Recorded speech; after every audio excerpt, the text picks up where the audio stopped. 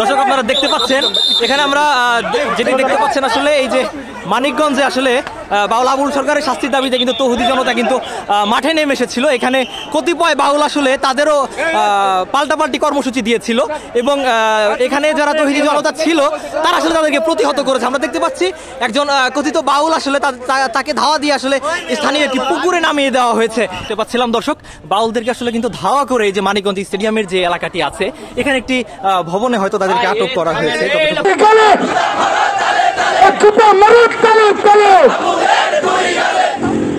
আমি এখন দাঁড়িয়ে আছি মানিকগঞ্জ গভর্নমেন্ট হাই স্কুলের পুকুর পাড়ে। এখানে আজ সকালে তাহুদি জনতার সাথে আবুল সরকার নামে এক বাউল শিল্পী তার অনুসারীদের ধাওয়া পাল্টার ঘটনা ঘটে।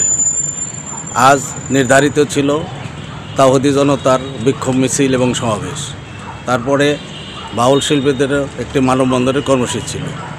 উভয় পক্ষই সকালের দিকে ধাওয়া পাল্টায় লিপ্ত হয়।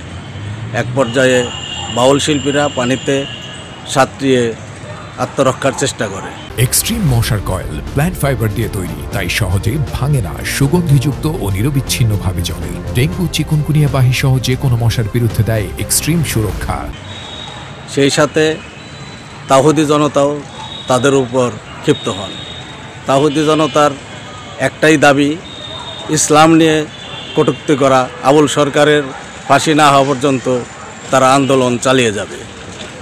অপরদিকে আবুল সরকারের অনুসারীরা তারাও বাউল শিল্পী আবুল সরকারের মুক্তি না হওয়া পর্যন্ত আন্দোলন করে যাবে বলে জানা যায়। কাবুল উদ্দিন খান, মানিকগঞ্জ।